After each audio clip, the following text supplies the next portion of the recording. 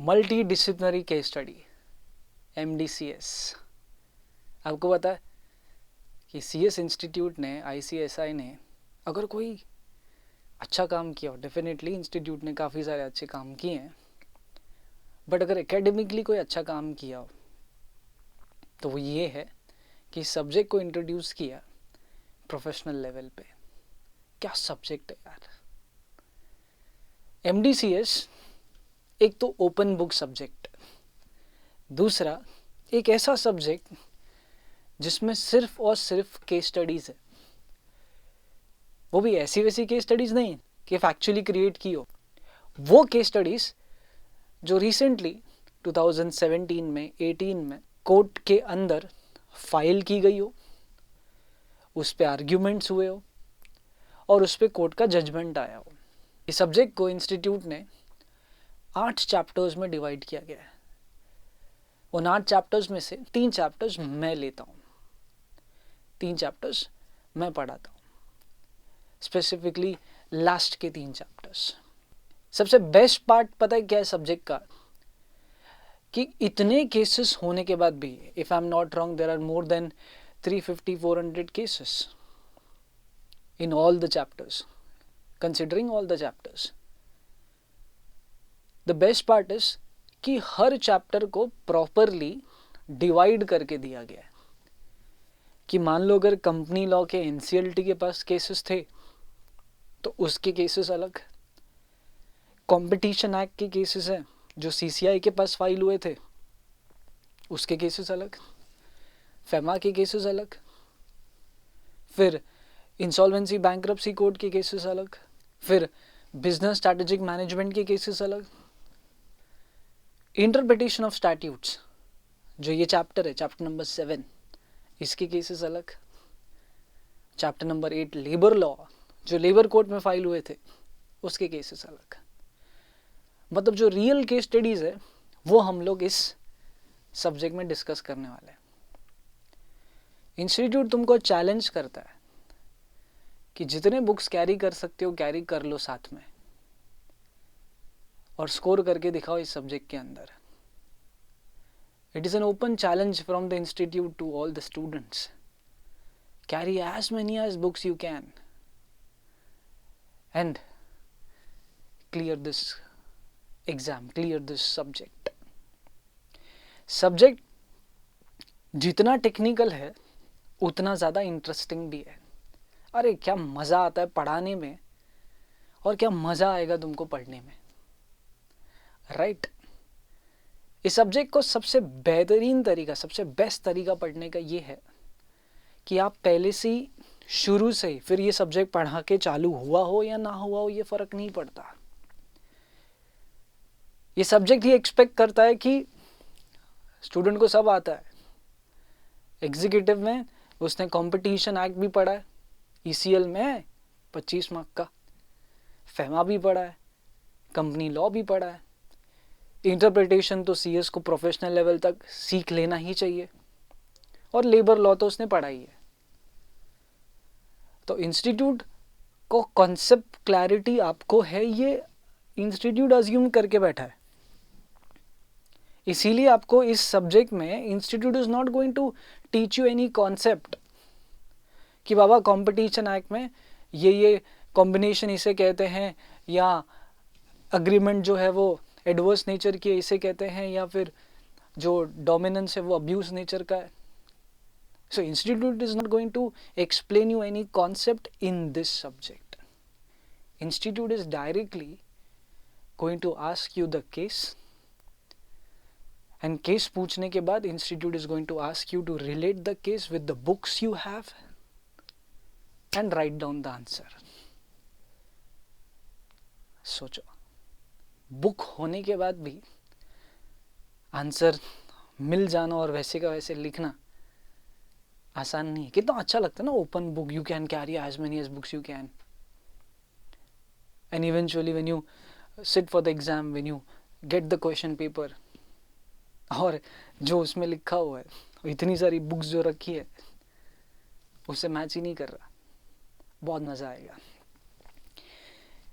कुछ केसेस हम लोग डिस्कस करेंगे इस लेक्चर में, बट मैं तुमको बताने वाला था कि द बेस्ट वे, द बेहतरीन तरीका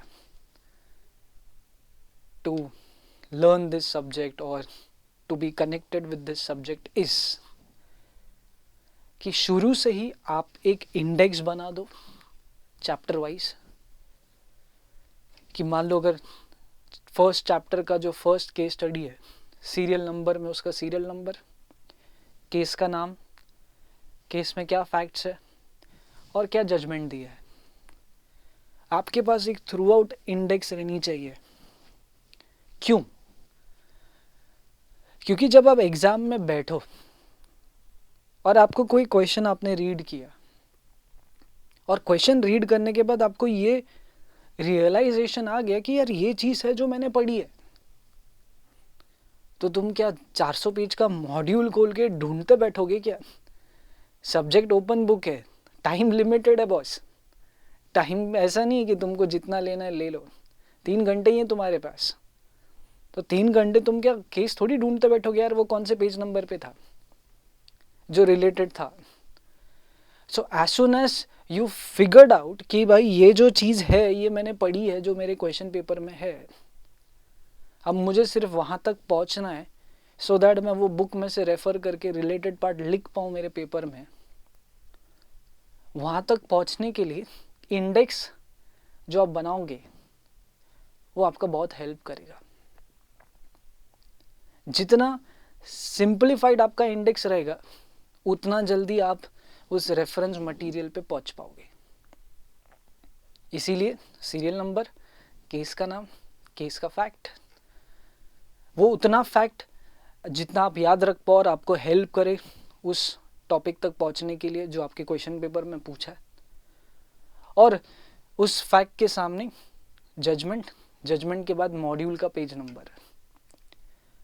मान लो मॉड्यूल के पेज नंबर 267 पे जो क्वेश्चन पेपर में क्वेश्चन पूछा है उसके फैक्ट्स और इंडेक्स में जो आपने पढ़ा था उसके फैक्ट्स मैच हो रहे हैं, कहने से आप इजीली 267 पे जंप कर पाओगे 5 मिनट के अंदर।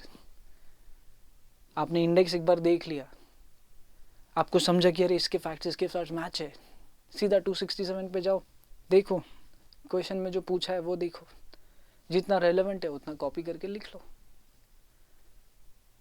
इंडेक्स के बिना ये सब्जेक्ट डिफ़िकल्ट हो जाएगा, और इतना डिफ़िकल्ट हो जाएगा कि समझ में ही नहीं आएगा कि कहाँ से शुरू करूँ और कहाँ ख़त्म करूँ। मैंने क्या किया है, मैंने ऑलरेडी जो टॉपिक्स मैं लेने वाला हूँ, जो चैप्टर्स मैं लेने वाला हूँ, उसका एक प्रॉपर प्रेजेंटेशन बनाया ना। I am going to share with you this presentation. उस प्रेजेंटेशन में ऑलरेडी केसेस को मैंने डिवाइड कर दिया है, तो मेरा प्रेजेंटेशन भी आपको काम आ सकता है आपके एग्जाम में। इस सब्जेक्ट को पढ़ाया कैसा जाता है,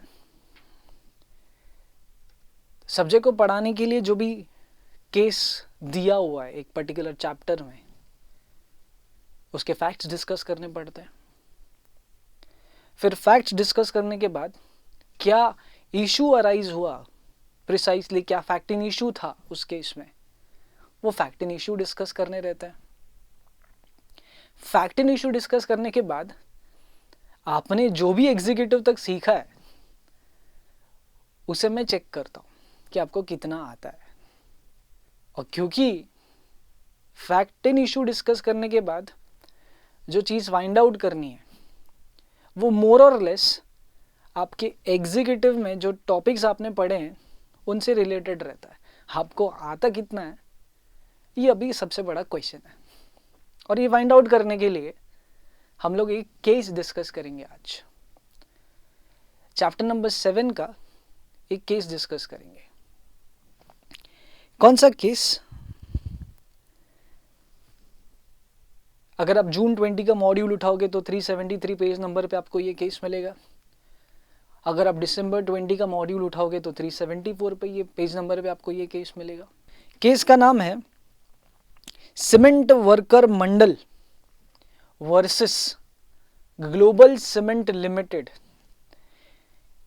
HMP cement limited and others. अगर आप ये साइड में देखोगे यहाँ पर, तो इधर लिखा हुआ है ब्रैकेट में SC, which means supreme court, बराबर।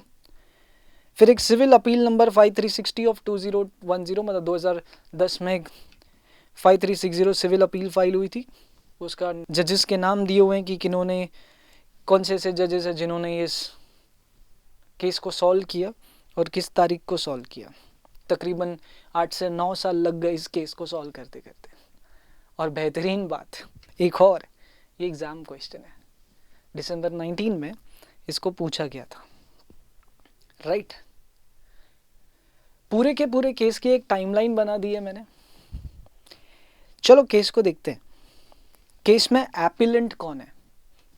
एपिलेंट कौन है केस में? एपिलेंट मतलब जिसने अपील फाइल की है। अगर आपने केस को ध्यान से देखा रहेगा तो आपको यहाँ पे सुप्रीम कोर्ट दिखा होगा, तो सीधी सी बात है सुप्रीम कोर्ट के पास एपिलेट जुरिस्डिक्शन होता है, और होता है ओरिजिनल जुरिस्डिक्शन भी, बट यहाँ पर हम लोग जो देख रहे हैं सुप्रीम कोर्ट के पास एपिलेट जुरिस्डिक्शन है। तो जो सीमेंट वर्कर मंडल है उसने सुप्रीम कोर्ट के पास अपील फाइल की है, तो ये ऑब्वियस सी बात बन जाती है कि ये केस नीचे सुप्रीम कोर्ट के जो नीचे की कोर्ट है वहाँ पर भी चला है।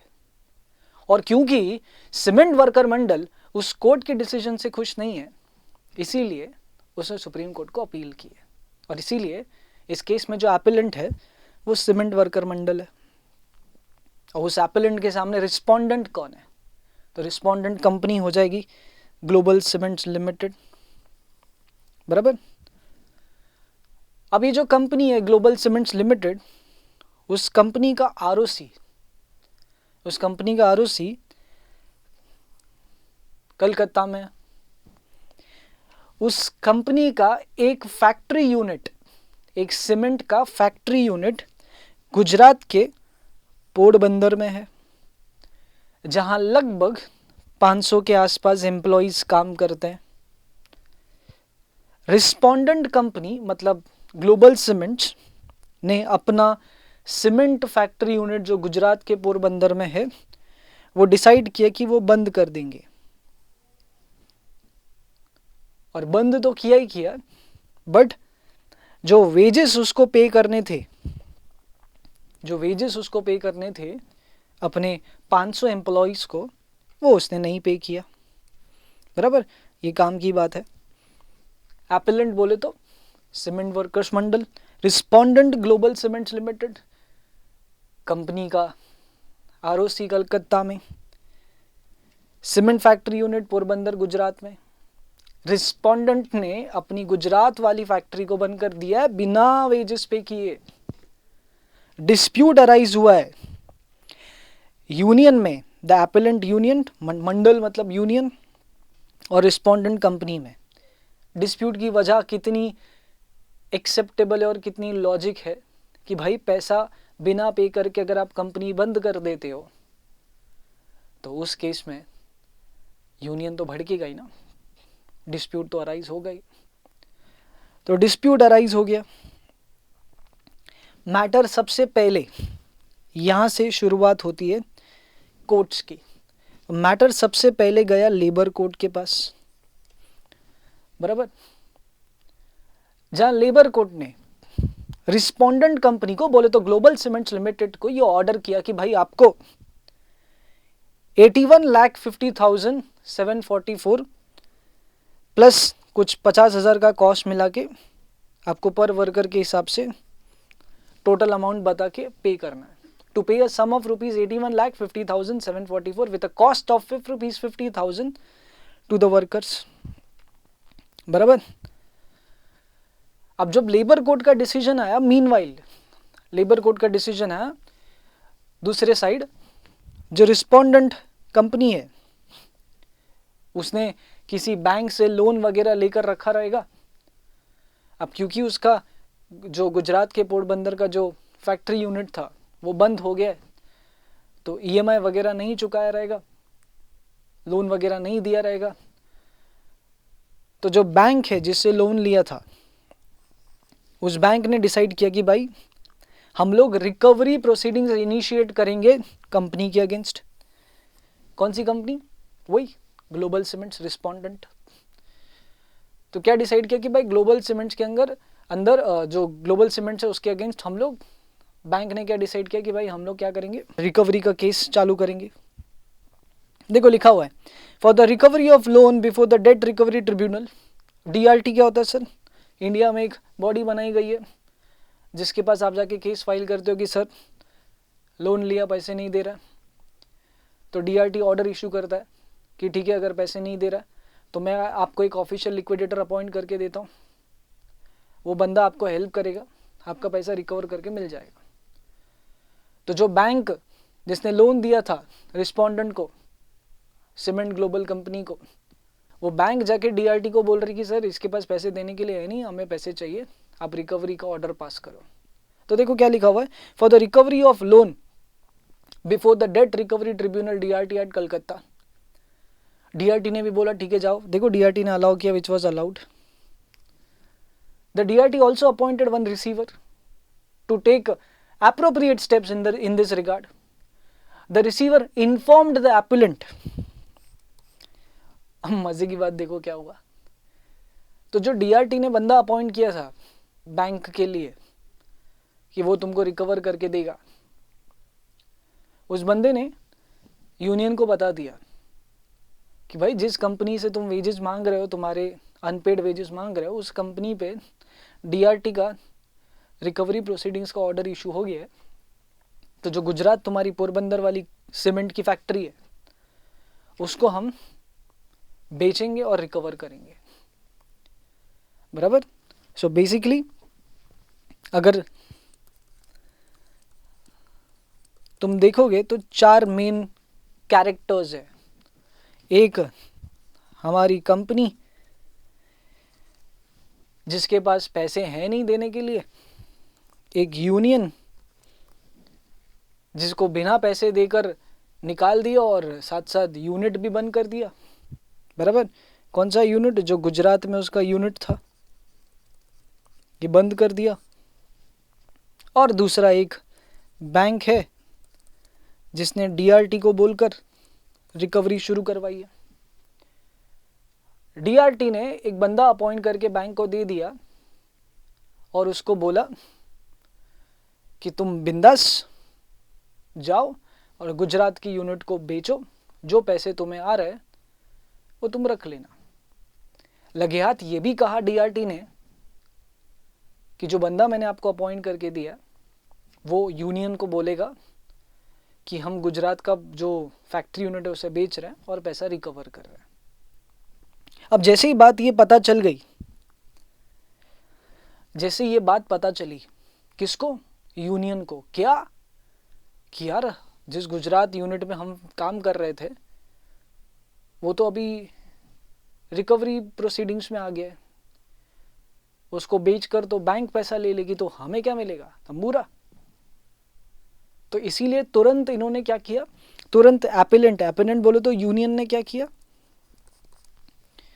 यूनियन चले गए गुजरात हाईकोर्ट में और गुजरात हाईकोर्ट में जाकर कहा कि सर देखो, वहां से DRT ने बैंक को ऑर्डर दे दिया है कि आप गुजरात में जो पोरबंदर में इनकी फैक्ट्री यूनिट है उसको बेचो, पैसा ले लो। उसी फैक्ट्री में हम सब काम करते थे, 500 लोगों की टीम है सर, और प्रॉब्लम ये कि हमारा पैसा हमें मिला नहीं है और हमारा पैसा हमें मिलना चाहिए, इसका ऑर्डर लेबर कोर्ट ऑलरेडी दे चुका है। और जब लेबर कोर्ट ने ऑर्डर दिया तो मीनवाइल इनका DRT का प्रोसीडिंग्स भी वहां पे चालू था। अब DRT का ऑर्डर आ रहा है सर कि आप सीमेंट की फैक्ट्री को बेच दो और पैसे रिकवर कर लो, तो हमारा क्या? इसीलिए हम आपको रिक्वेस्ट कर रहे हैं कि आप उस बैंक को ऑर्डर करो कि तुम्हें जितना भी पैसा मिलेगा बेचने के बाद, तुम्हें सेल प्रोसीड में से जितना भी पैसा मिलेगा उसका 50% तुम हमें दोगे। यूनियन क्या कहता है गुजरात हाईकोर्ट को कि सर हम आपको रिक्वेस्ट करते हैं कि आप बैंक को ऑर्डर करो कि उसको जितना भी पैसा मिलेगा गुजरात की फैक्ट्री बेचने के बाद, वो पैसा का आधा हमें दिया जाएगा। अब मजे की बात क्या है, जो बैंक है उसने ऑब्जेक्शन रेज किया। बैंक बोलते हैं गुजरात हाईकोर्ट इधर, इधर आओ, इधर आओ, इधर आओ। तुमको कौन जुरिस्डिक्शन दिया इस मैटर में इंटरफेयर करने का? You have no territorial jurisdiction boss. This case is related to a company which is situated at Kolkata. This case is related to a company whose ROC is at Kolkata. This case is related to a company जिसका lending house, bank भी कलकत्ता का है. तो तुम क्यों interfere कर रहे हो? तुम्हारे पास टेरिटोरियल जुरिस्डिक्शन है भी क्या? सीधा ऑब्जेक्शन रेज किया गया, बराबर, कि high court of Gujarat has no territorial jurisdiction in as much as no part of the cause of action in relation to the subject matter of the case has arisen in the state of Gujarat. बोलो भाई, अब क्या करना है? अब high court में benches होती हैं. पहला मैटर जाता है एक सिंगल जज के पास. अगर सिंगल जज का आपको डिसीजन नहीं पसंद आया तो मैटर जाता है डिविजनल बेंच के पास. तो मैटर सिंगल जज के पास आया हाई कोर्ट के, मतलब वो ऑब्जेक्शन जो बैंक ने रेज किया कि आपके पास गुजरात हाई कोर्ट इस केस का कोई जुरिस्डिक्शन नहीं है क्योंकि कंपनी कलकत्ता की और आप बीच में आके कोई ऑर्डर पास नहीं कर सकते. सिंगल जज ने पता क्या किया? सिंगल जज ने जो बैंक ने ऑब्जेक्शन रेज किया था कि तुम्हारे पास जुरिस्डिक्शन नहीं है, उस ऑब्जेक्शन को ओवररूल कर दिया और कहा कि है गुजरात हाई कोर्ट को इस केस में टेरिटोरियल जुरिस्डिक्शन है और गुजरात हाई कोर्ट ये केस एंटरटेन कर सकता है. ऐसा कह दिया. अब किन ग्राउंड्स पे कहा ये हम लोग बाद में डिस्कस करेंगे. ऑब्वियसली तुम्हारे दिमाग में क्वेश्चन आएगा कि ऐसे कैसे कह दिया सर, तो ग्राउंड्स हम बाद में डिस्कस करेंगे. अब जो रिस्पोंडेंट बैंक है जिसने ऑब्जेक्शन रेज किया था, वो सिंगल जज के अगेंस्ट डिविजनल बेंच के पास गया. उसी गुजरात हाई कोर्ट के डिविजनल बेंच के पास गया और वहां जाके कहा कि सर आपका जो सिंगल बेंच है ये जो नीचे नीचे नीचे, हाँ ये, इसको हमने कहा था कि कंपनी गुजरात की नहीं है, कंपनी का आरओसी गुजरात में नहीं है, जिस लैंडिंग हाउस ने पैसे दिए थे वो गुजरात का नहीं है, तो ये केस गुजरात कोर्ट में नहीं आएगा. आपके सिंगल जज ने वो बात नहीं मानी और हमारे ऑब्जेक्शन को सेट असाइड कर दिया, हमारे ऑब्जेक्शन को ओवररूल कर दिया. डिविजनल बेंच ने जब ये सारे इश्यूज उस बैंक के सुने तो डिविजनल बेंच ने क्या किया बॉस? डिविजनल बेंच ने सिंगल बेंच के सिंगल जज के उस ऑब्जेक्शन को सेट असाइड कर दिया और जो स्पेशल सिविल एप्लीकेशन फाइल हुई थी ना, उसे डिसमिस कर दिया, सीधा डिसमिस कर दिया. बोला नहीं नहीं नहीं नहीं नहीं नहीं नहीं बॉस, बैंक बराबर कह रही है, we don't have any territorial jurisdiction to interfere in this case. So the civil application which has been filed by the union, by the appellant, is wrong.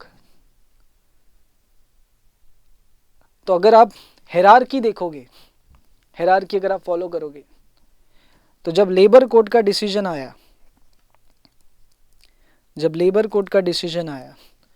तो लेबर कोर्ट का decision union के favour में था, मतलब जो फिलहाल के लिए हमारे केस में एपेलेंट है उसके फेवर में था, बराबर. बट फिर बीच में डीआरटी आ गया, डीआरटी ने अपना डिसीजन दे दिया और डीआरटी का डिसीजन किसी भी और लॉ में प्रिवेल करता है. अब उसके बाद जब बात ये पता चली यूनियन को कि यार अब क्या करेंगे, अब तो ये लोग वो फैक्ट्री को बेच के पैसा लेके चले जाएंगे, हमारा क्या, तो इसीलिए यूनियन ने क्या डिसाइड किया कि हम गुजरात हाई कोर्ट को रिक्वेस्ट करते हैं. तो जैसे इन्होंने गुजरात हाई कोर्ट को रिक्वेस्ट किया, बैंक ने ऑब्जेक्शन डाला कि भाई तुम्हारे पास कोई टेरिटोरियल जुरिस्डिक्शन नहीं है, तुम इस केस में इंटरफेयर नहीं कर सकते. गुजरात हाई कोर्ट के सिंगल जज ने क्या बोला कि है जुरिस्डिक्शन, जुरिस्डिक्शन है, जुरिस्डिक्शन है मतलब फिर से यूनियन के फेवर में डिसीजन दे दी, जो अभी फिलहाल इस केस में अपीलेंट है, बराबर। जैसे ही गुजरात हाईकोर्ट के सिंगल जज ने यूनियन के फेवर में डिसीजन दे दिया, अब गुजरात हाईकोर्ट के सिंगल जज के अगेंस्ट बैंक चले गया डिविजनल बेंच के पास। गुजरात हाईकोर्ट का डिविजनल बेंच क्या कहता है? वो कहता है कि भाई सिंगल जज को अक्ल है नहीं, हमारे पास इस केस में कोई जुरिस्डिक्शन नहीं है, हम किसी भी तरीके का ऑर्डर पास नहीं कर सकते। और वो डिसीजन दे दिया बैंक बोले तो कंपनी के फेवर में, टेक्निकली कंपनी के फेवर में। अब आखिरी ऑप्शन बचता है यूनियन के पास, और वो क्या? देखो, डिविजनल बेंच हेल्ड दैट कि Gujarat high court has no territorial jurisdiction to entertain the case in question because no part of the cause of action has accrued to file in the Gujarat high court, ऐसा divisional bench ने कहा। इस decision से aggrieved होकर, इस decision से affected होकर union के पास सिर्फ एक लास्ट मौका बचता है, और वो है SLP, special leave to appeal directly to supreme court. और इसीलिए यूनियन सुप्रीम कोर्ट को एक अपील फाइल करता है कि सर आप ही बताओ कि क्या गुजरात हाई कोर्ट को इस केस में कोई भी डिसीजन देने का जुरिस्डिक्शन है कि नहीं है। इस केस में सबसे इंपॉर्टेंट चीज ये है कि फैक्ट इन इशू क्या है। फैक्ट इन इशू आप लोग को ढूंढना है क्वेश्चन पढ़ के, तो क्या फैक्ट इन इशू है? फैक्ट इन इशू बहुत सिंपल है, whether Gujarat high court has territorial jurisdiction in this given case, whether Supreme Court is going to entertain the appeal which is filed by the union, right? जैसे ही division bench का decision आया था, बराबर, कि single जज के पास किए हुए रूलिंग को हम सेट असाइड करते हैं, कहने से वर्कर लोगों की हालत बिल्कुल इसी इंसान जैसी हो गई थी कि वक्त बदल गया, जज्बात बदल गए, जिंदगी बदल गई। कोई मारो मुझे, नहीं कोई मारो मुझे।